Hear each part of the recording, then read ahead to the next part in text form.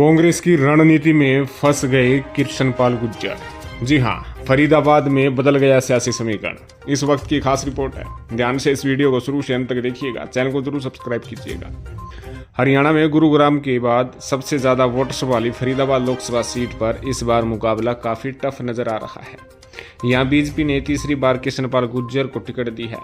कांग्रेस की ticket final होने से पहले कृष्णपाल की जीत की हैट्रिक लगाने की पूरी उम्मीद थी, लेकिन कांग्रेस की मजबूत रणनीति ने उन्हें कांटे के मुकाबले में लाकर खड़ा कर दिया है। इस सीट पर समीकरण के हिसाब से कांग्रेस के पूर्व मंत्री कर्ण सिंह दलाल के चुनाव लड़ने की चर्चा सबसे ज्यादा थी। इसके पीछे दो कारण भी अहम थे। एक, इस सीट पर जाट वोटर्स की संख्या सबसे ज्यादा होना, और दूसरा, हरियाणा की अधिकांश सीटों पर पूर्व सीएम भूपेंद्र सिंह हुड्डा की पैरवी पर टिकट का चयन होना। इन दोनों ही समीकरण के हिसाब से कर्ण सिंह दलाल सटीक बैठ रहे थे। चूंकि कर्ण सिंह दलाल जाट होने के साथ साथ रिश्ते में हुड्डा के समधी भी हैं, लेकिन कांग्रेस ने समीकरण को पलटते हुए गुर्जर समाज से आने वाले महेंद्र प्रताप सिंह को टिकट देकर चुनावी मैदान में उतार दिया। जेजेपी ने नलिन हुड्डा तो आईएनएलडी ने सुनील तेवतिया को उम्मीदवार बनाया है। दोनों ही नए चेहरे हैं। मुख्य मुकाबला कृष्णपाल गुर्जर और चौधरी महेंद्र प्रताप सिंह के बीच में माना जा रहा है। नलिन हुड्डा और सुनील तेवतिया मुकाबले में जरूर है, लेकिन उनकी भूमिका सीमित वोट काटने तक ही रह सकती है।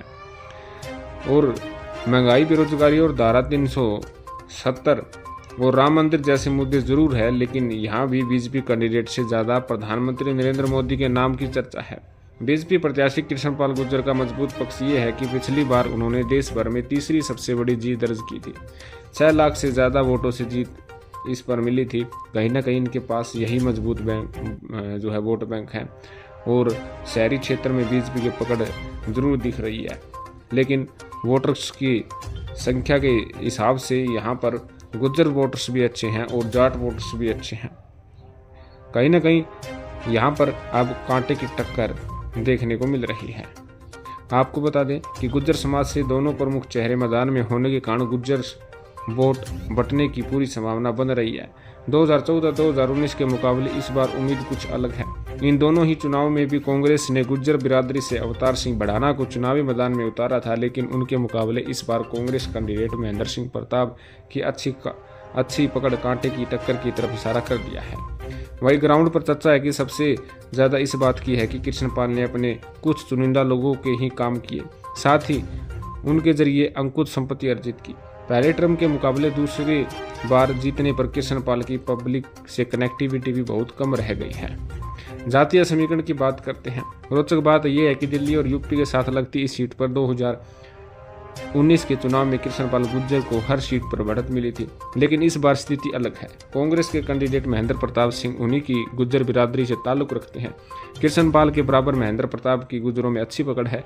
गुर्जर समाज के वोट महेंद्र प्रताप के आने से बढ़ सकते हैं। इसका सीधा नुकसान कृष्णपाल गुर्जर को होगा, क्योंकि पिछले चुनाव में गुर्जरों ने एक मुश्त होकर बीजेपी कैंडिडेट के पक्ष में मतदान किया था। इसके अलावा 10 साल की एंटी इनकम्बेंसी और बेतरघात भी उनके लिए मुसीबत बन सकती है।